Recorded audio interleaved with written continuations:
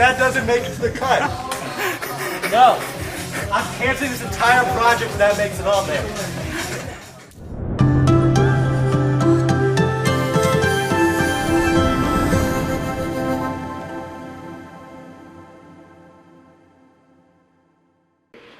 My name is Ned. I'm a brown belt at 10th Planet Jiu Jitsu.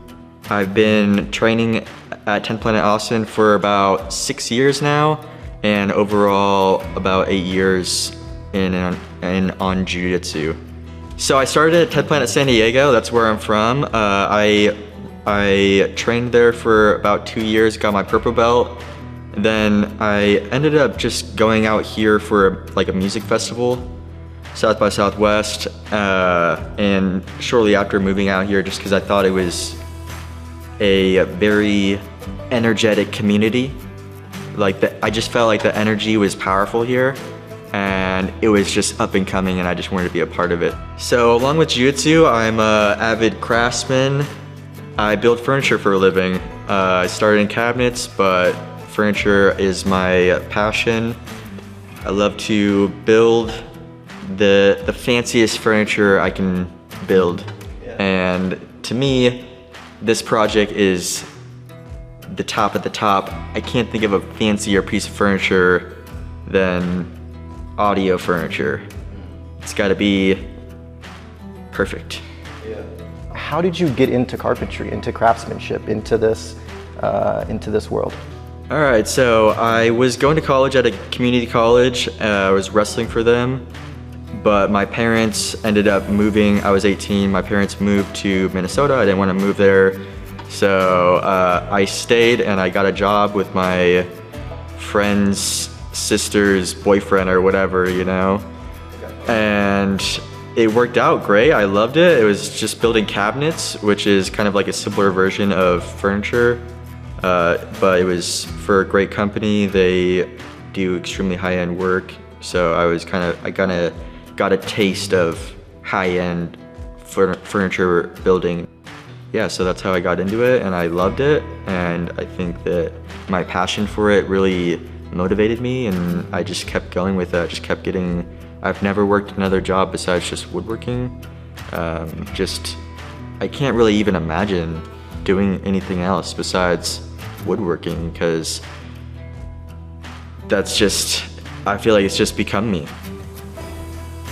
I can't imagine having any other normal job, so. This very first carpentry job that you had, it was a challenge. The level at which you were required to perform at and to produce these pieces.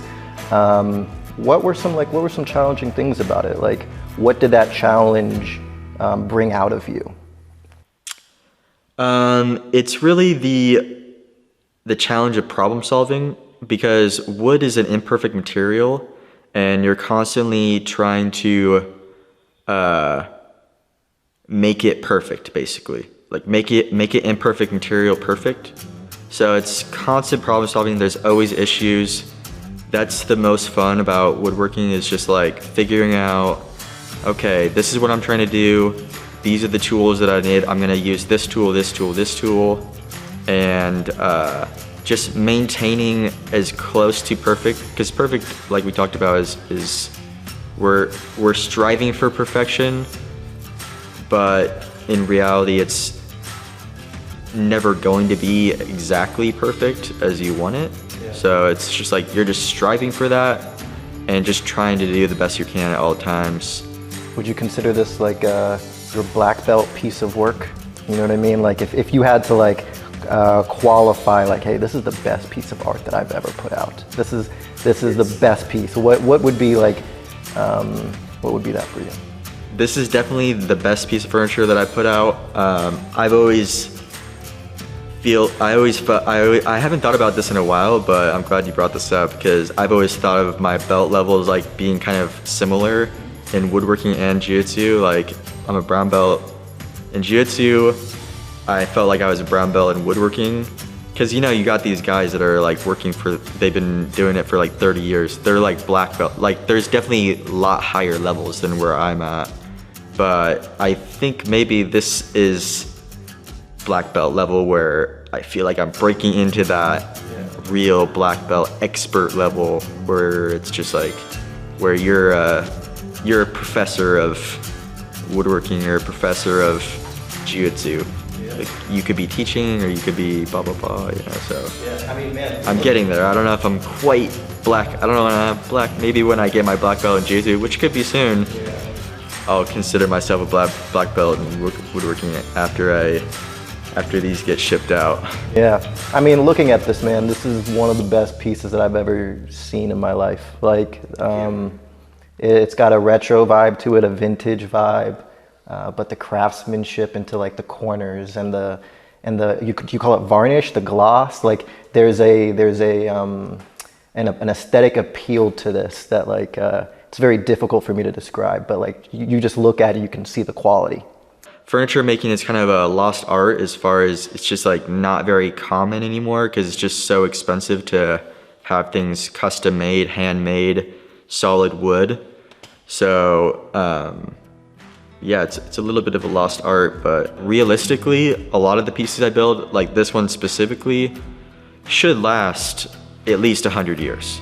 So what do you think like a prefabricated game would be for jiu-jitsu, like a style, like you know, the style where people like they look on YouTube and they're like, well, I'm gonna do exactly what this person does because it works and they win and I want to win, and like versus your style or like a custom style where like admittedly like your style is very different.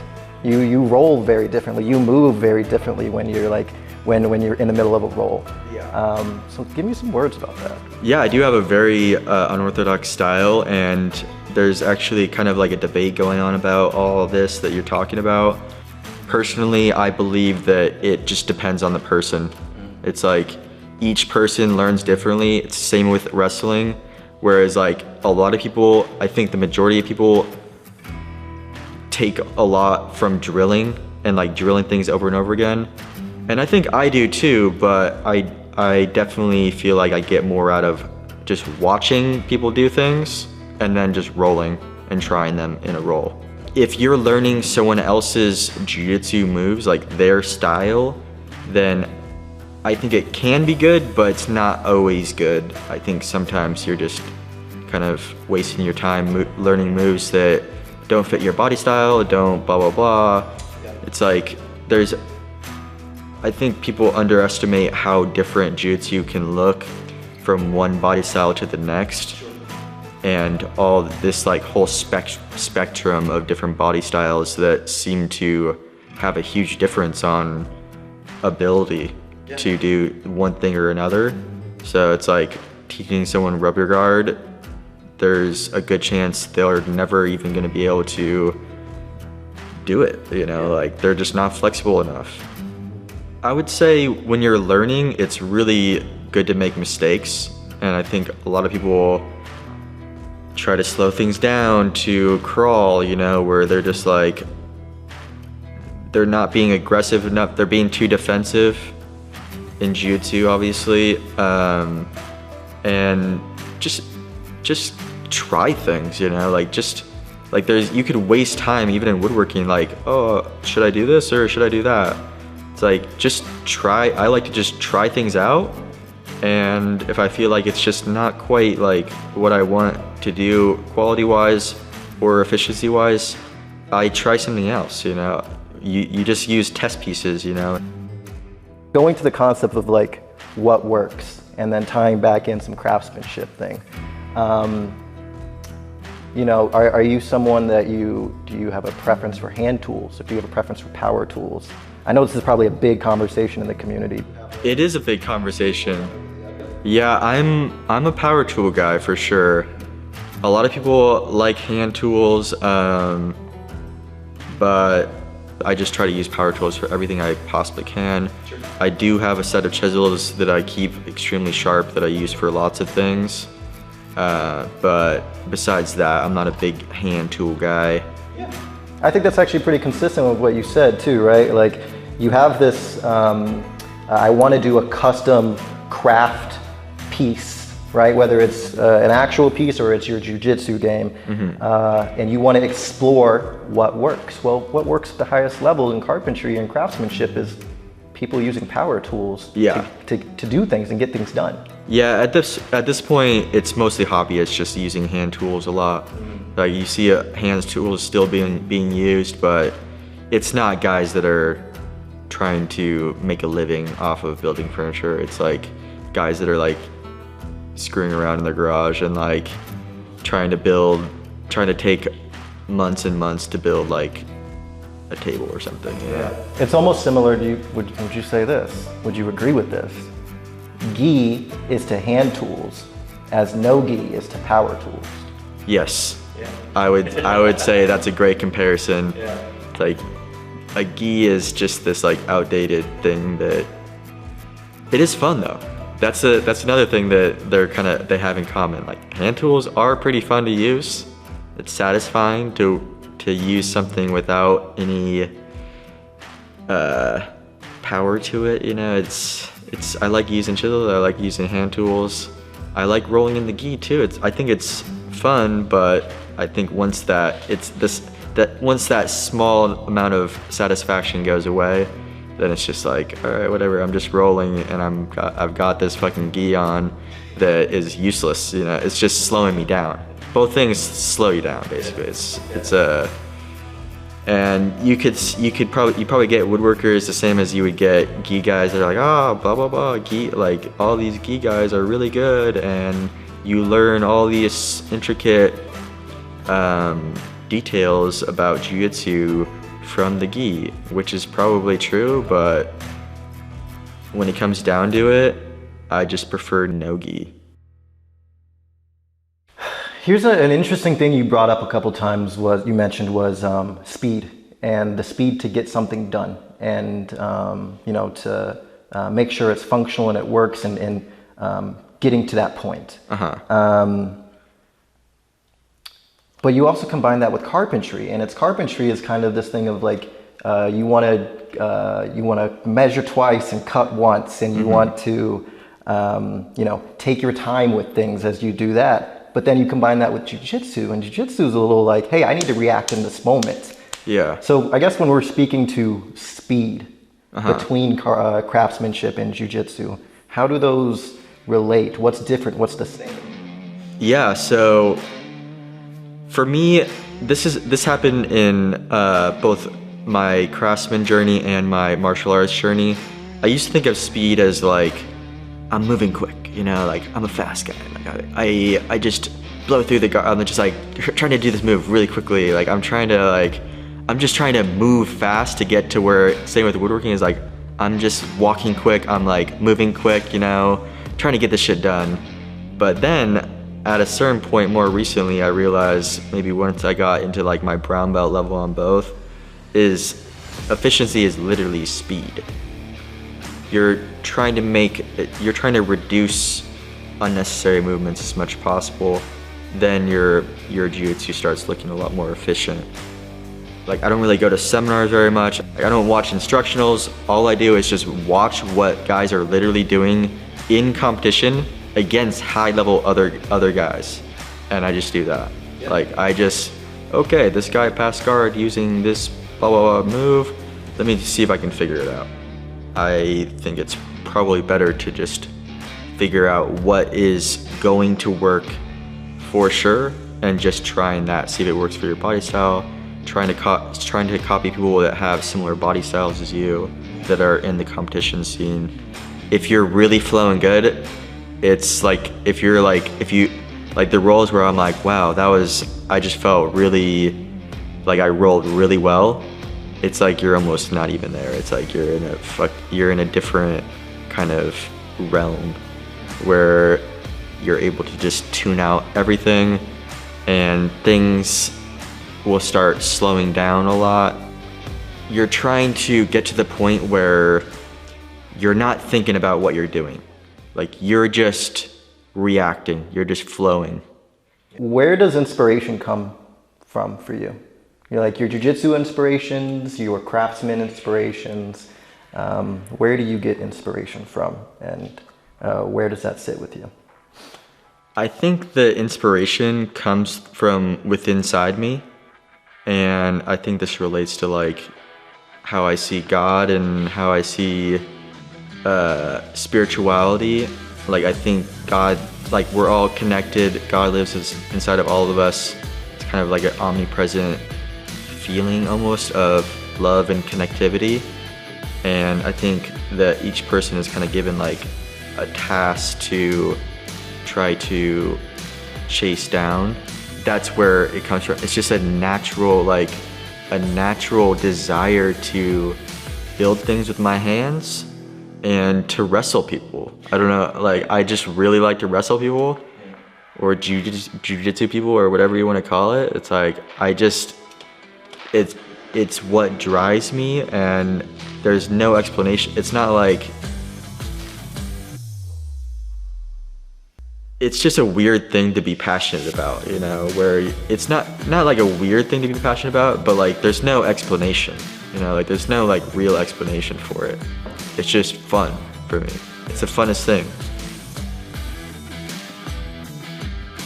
You know, as a carpenter, as a craftsman, you see things a little bit differently than most people when you go and do jiu-jitsu. You bring in a pair of eyes, a different pair of hands, a different skill set, a different vocabulary even. What are some things that you would like to see like in jiu-jitsu that are brought from carpentry or craftsmanship into jiu-jitsu? I'm always trying to use flow to have a creative perspective on whatever I'm doing. Whether it's woodworking, whether it's jiu-jitsu, whether it's anything I do in life really, I'm always trying to have this creative flow. It's all about the creative flow, because that's where the magic happens. Yeah, I think we're all given these tasks to express ourselves with, and I think each person is different. You love jiu-jitsu, I love jiu-jitsu. I think that's a lot of people talk about expressing themselves through jiu-jitsu, and it's strange because I don't see it as like you're expressing yourself, you know, like I mean a little bit, because I'm unorthodox, like you could say like I have an unorthodox style, but it's not like I'm expressing who I am through jiu-jitsu. It's just like I'm expressing this like desire that has been given to me by a higher power to perform these tasks. Is there anything else that you want to talk about? Anything else that you want to say that we didn't touch on? Yeah, I would say just if you have a passion for martial arts, then it's extremely important to have other things that you love in life too, and specifically arts. I think martial arts and art goes hand in hand. Do something else that's creative, that's just sparks your interest. Go fishing, go hunting, do something, you know, like don't just do jiu-jitsu, don't just do whatever, you know, like you gotta, they help each other. It's like I wouldn't be nearly as good at jiu-jitsu if I didn't have woodworking. It's like it's not even a question to me. I was let that happen, that doesn't make it to the cut. No, I'm canceling this entire project when that makes it on there. Yeah, so thank you guys for the chat. My name is Ned again, and my jiu-jitsu is Ned 10P, I believe. You'll be able to find it. Not very many people named Ned. If you want to check out the consoles, hit me up. Hit up the Tonenhaus website. Get on the waiting list. It's truly a piece of art that you will enjoy. Hey everybody, thanks for checking out the Everything Roll. If you liked what you saw here today, like, comment, subscribe. Thank you.